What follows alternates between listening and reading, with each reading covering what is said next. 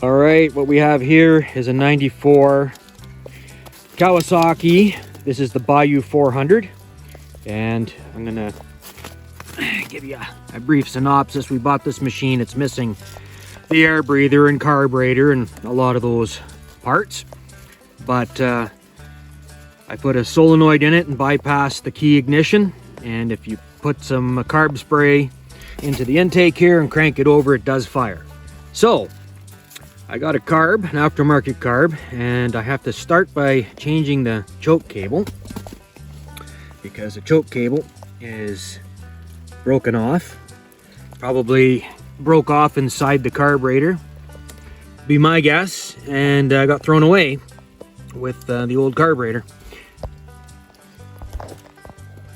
So to remove this cable, I've taken the gas tank off because I wanted to see if it was connected anywhere.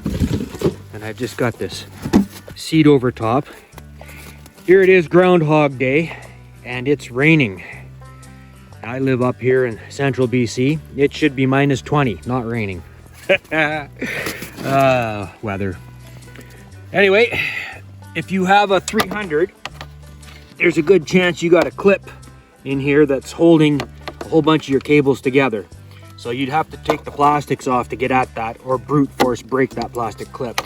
And this one, there's a clip or a ring right here. So once I disconnect out of here, I should be able to pull it through. So loosen your screws so that you can get in here. Normally there's a little clip here. It looks almost like a staple. You're going to want to pop that out. That locks the groove in right in here. So when this is in place, it locks it. And then what you want to do is get some slack so that you can pop this cable and barrel out.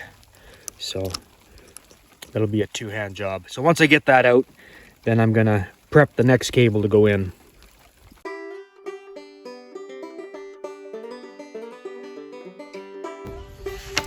All right, so these are the parts that come with the new carb. And these could be the same, but I think they're slightly different lengths on the brass. So to get it to release, you pull the spring back, turn it sideways, and there you go. Now, I'm just gonna reuse the rest of it, but if I let the spring out, then if I let the spring out, you can pull this plastic off and the rubber piece will just come out. So inspect your threads. If your threads are good, you can reuse it. If they're not good, which is very common, put the new one on. So I'm going to save the new one because I come across a lot of cables where the threads have been stripped off.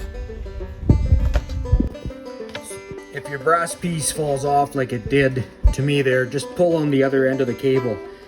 What happened is I pulled the cable too far out. But once you pull it back, it puts tension back on the spring. It's the spring that holds everything in. This carb has a carb heater on it, and how that works is antifreeze would run through here, heat up the brass, and then that would warm up the carburetor. But this machine does not have the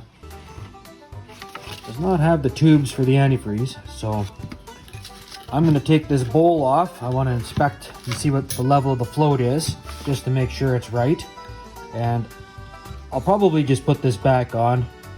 Doesn't need it, but why not?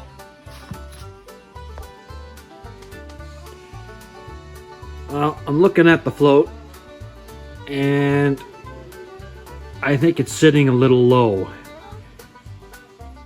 So what I'm going to do is I'm going to push down that little tab there, and what that will do is raise the float while it's upside down position. It will raise it. I want to get that so it's sitting at a right angle. So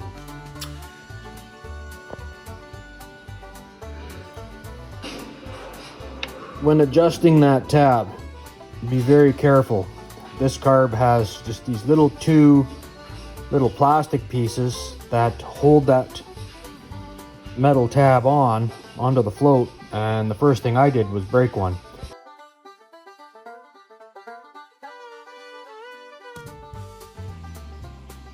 I'm much happier with that level. The next thing I have to do is adjust the pilot. It was 3.5 turns out, so I've just turned it in so that it's just snug. Now I'm going to turn it out. They say between 1.5 and 2 turns, so I'm going to turn it out about 1 3/4. That'll be my starting point. Well, the time has come to run the choke cable. So I'm going to run the cable along here. I'm going to come up the column where those other cables come through. I'm going to tuck it through this loop, and then it's going to get pushed in through this hole. I'm going to hook it in to here, and then I'm going to see if I can come up with something to work as a clip. Comes in very handy. The trick is to get the cable to drop in the slot, and then once you get it in the slot here, to get it to slide over. So now, to lock this in place, I'm going to try to use a stainless steel staple. So give that a shot, see how it goes. Well, I tapped it in and it seems to be working surprisingly well.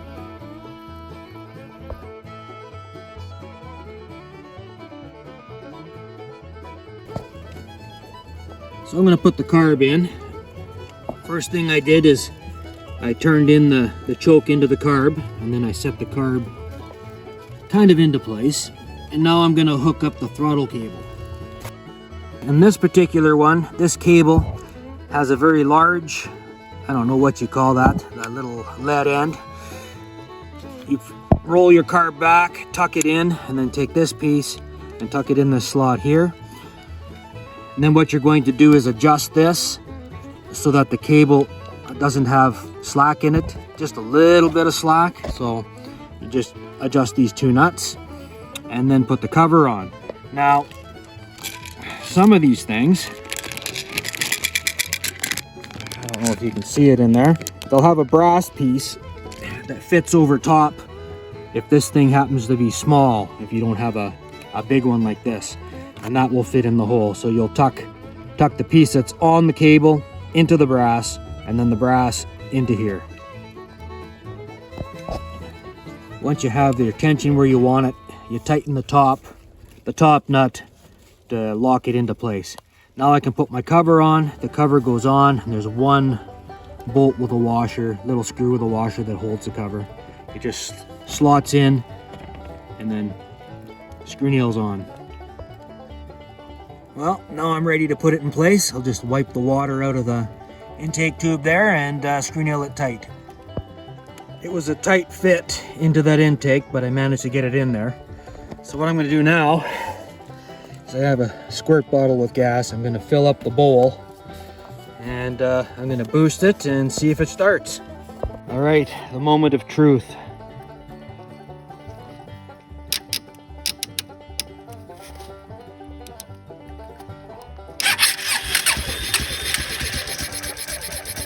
That's a darn good sign.